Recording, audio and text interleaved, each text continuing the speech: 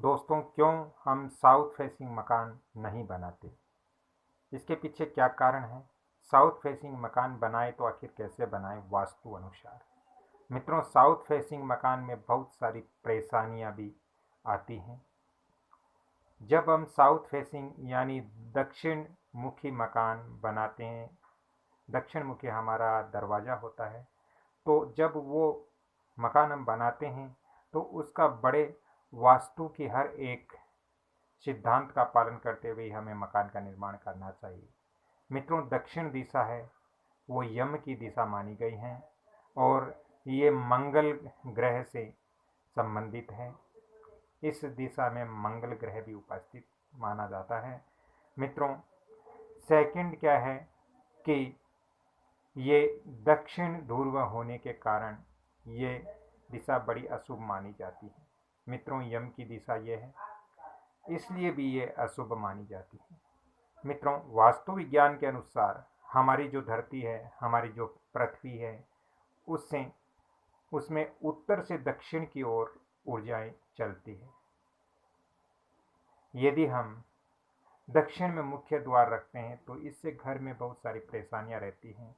कलह कलेश होता है, आर्थिक तंगी भी रहती है। मित्रों, कुछ लोग हैं जो दक्षिण दिशा का उपयोग वास्तु अनुसार नहीं करते हैं। दक्षिण दिशा में यदि आप दरवाज़ा रखते हो तो आपको बड़ी सावधानी से रखना पड़ेगा। आपको वास्तु के नियम के अनुसार ही आपका मुख्य द्वार होना चाहिए। वास्तु के अनुसार ही आपके घर का जो व्यवस्था है उसको परिपूर्ण करना चाहिए। मित्रों, दक्षिण फेसिंग जो मकान है उसके अंदर हमें अपने किचन, टॉयलेट या अपने बेडरूम या जो भी व्यवस्था हम करते हैं उनको वास्तु अनुसार ही करना पड़ता है। दक्षिण दिशा में हमें कभी भी अपने घर की जो दक्षिण दीवार है या दक्षिण की दिशा है उस पे घड़ी नहीं लगानी चाहिए, अन्यथा उसका सुपरिणाम हमें नहीं मिलता है, इनका दुष्परिणाम ही हमें मिलता है। हमारे कार्यों में रुकावट आती है, हमारी प्रगति में रुकावट आती है और इससे हमारा समय भी बर्बाद होता है और इससे हमें कोई विशेष फायदे नहीं मिलते हैं। इसलिए दक्षिण दिशा में घड़ी कभी भी न टांग करके रखें। मित्रों, दक्षिण दिशा के अंदर बहुत सारे घरों में ऐसे होता है कि वो अपने जो फोटो होती है, जो तस्वीर होती है, वो हर कहीं पे भी लगा देते हैं। तो मित्रों, ये आपको ध्यान रखना है कि जो जीवित व्यक्ति होते हैं उनकी जो तस्वीरें हैं, जो फोटोएं हैं, जो सीनरी है, वो आपको उत्तर पूर्व की जो दीवार है आपके घर के अंदर उस पे आपको लगाना है। और जो मर्त व्यक्ति है, जो जिसको स्वर्गीय व्यक्ति बोलते हैं, उनकी जो तस्वीरें हैं वो हमारे घर के दक्षिण की जो दीवार हैं, दक्षिण पश्चिम की नेतृत्व कोण जिसको बोलते हैं, वहाँ पर आप लगा सकते हो। इससे हमें उनका आशीर्वाद प्राप्त होगा। मित्रों, वास्तुशास्त्र के अनुसार हमें अपने घर में जहाँ तक हो सके ऐसा प्लॉट या ज़मीन अपने को नहीं खरीदना है जिसका मुख्य द्वार दक्षिण में निकले।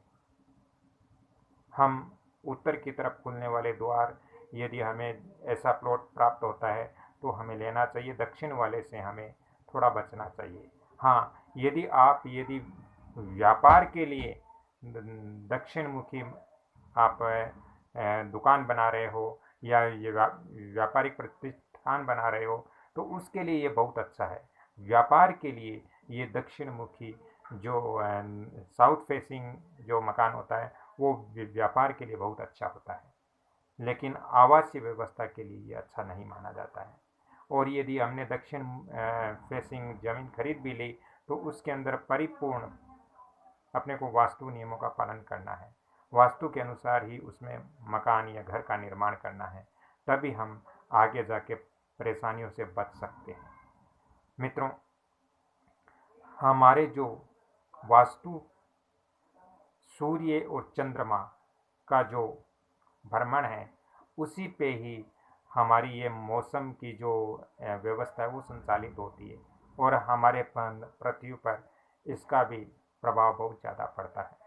मित्रों, उत्तरी ध्रुव व दक्षिण ध्रुव इनका भी हमारे मकान पर, हमारी पृथ्वी पर इनका प्रभाव पड़ता है। मित्रों, हमारे आसपास इतनी ऊर्जाएं होती हैं जो हमें नेगेटिव और पॉजिटिव दोनों ही प्राप्त होती है। यदि हमने वास्तु नियमों का पालन करते हैं तो वही ऊर्जा हमें सकारात्मकता में बदल जाती है, और यदि वास्तु नियमों का पालन नहीं करते हैं तो नकारात्मकता में बदलती है। मित्रों, वास्तुशास्त्र के अनुसार आप अपने दक्षिण के अंदर, मकान का जो दक्षिण हिस्सा है, दक्षिण का जो भाग है, दक्षिण का जो पार्ट है, उसके अंदर आपको कभी भी खाली नहीं रखना है। दक्षिण का भाग या नेतृत्व का भाग, यानी दक्षिण और पश्चिम के जो बीच का कॉर्नर है, वो भाग हमें घर का थोड़ा ऊंचा ही रखना है। मित्रों, यदि आप दक्षिण का भाग नीचा रखते हो तो इससे आपके घर में जो महिलाएं हैं उनको परेशानियां होगी, उनके ब्लड संबंधित परेशानियां होगी, उनके गुस्सा बार बार आएगा, उनके मित्रों हर समय स्वभाव है वो चिड़चिड़ापन उसके अंदर रहेगा, और इससे हमें परेशानी बहुत आएगी। तो मित्रों, दक्षिण में हमें नीचा नहीं रखना है, दक्षिण वाला भाग थोड़ा ऊपर ही हमें करके रखना है। इसके साथ साथ मित्रों, दक्षिण में आप किसी भी प्रकार की बालकोनी या किसी भी प्रकार के आप आंगन आदि की व्यवस्था न करें। शास्त्रों में तो यहाँ तक बताया गया है मित्रों कि दक्षिण की तरफ एक सुराग, यानी बिल्कुल छोटा सा सुराग भी हमें नहीं रखना चाहिए। आजकल जो ये मॉडर्न ज़माना है, इसके अंदर कुछ लोग हैं वो दक्षिण की तरफ भी खिड़कियाँ आदि यानी बालकोनी आदि रखते हैं, तो वो बहुत परेशानी में आते हैं। यदि आपके पास या आपके आसपास या आपके जान पहचान में ऐसे मकान हैं जिनका दक्षिण में खिड़कियाँ या दरवाजे या बालकोनी आदि रहती हैं, तो उनका दिनचर्या या उनके जीवन में क्या प्रभाव पड़ रहा है आप स्वयं देखोगे।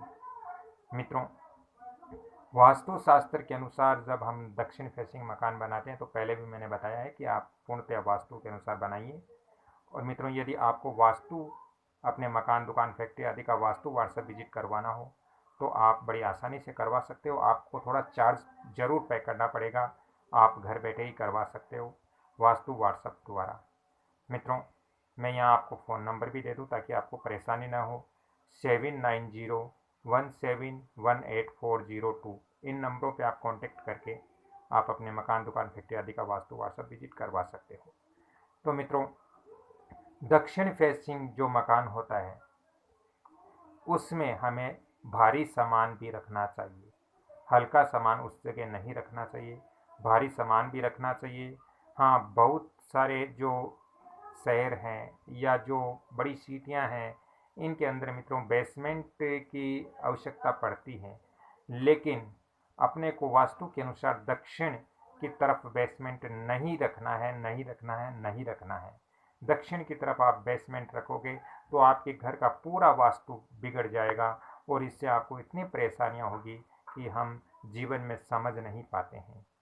मित्रों, ये छोटी छोटी जो बातें हैं वो हमें पता नहीं चलती है, लेकिन जब हम वास्तु सिद्धांतों को देखते हैं तो हम देख सकते हैं कि ये हमें परेशानी किस कारण से आ रही है। हमारे मकान में कहीं इस प्रकार की गलती तो नहीं है, यदि है तो हम उसको ठीक करें। मित्रों, मकान बार बार नहीं बनते, इसलिए आप पहले ही वास्तु सिद्धांतों का पालन करते हुए अपने मकान का निर्माण करें। तो धन्यवाद मित्रों, ये वीडियो आपको अच्छा लग रहा है, इससे आपको कुछ जानकारियाँ प्राप्त हो रही है, तो कृपया आप सभी से मैं निवेदन करता हूँ कि आप इस वीडियो को जितना ज़्यादा हो सके आगे शेयर करें, अपने दोस्तों में, मित्रों में, अपने संबंधियों में इसको शेयर करें ताकि उनको भी इसकी जानकारी हो और वो भी अपने मकान या जो आवासीय व्यवस्था या जो व्यापारिक प्रतिष्ठान बनाते हैं उनका पैसा बेकार न जाए, और वास्तु सिद्धांत के अनुसार ही वो अपने जो आवासीय व्यवस्था है या व्यापारिक प्रतिष्ठान है उसका वो वास्तु अनुसार ही उनका निर्माण कर सके। मित्रों, चलते चलते आप सभी से मैं निवेदन करता हूं कि आप इस वीडियो को लाइक, शेयर, सब्सक्राइब जरूर करें। धन्यवाद। अगली और एक वास्तु या ज्योतिष की कड़ी के साथ में आपके सामने उपस्थित होऊंगा। तब तक के लिए मैं आपसे क्षमा चाहता हूं। जय श्री राम। फ़ोन नंबर आप नोट करें 7901718402। धन्यवाद। जय श्री राम।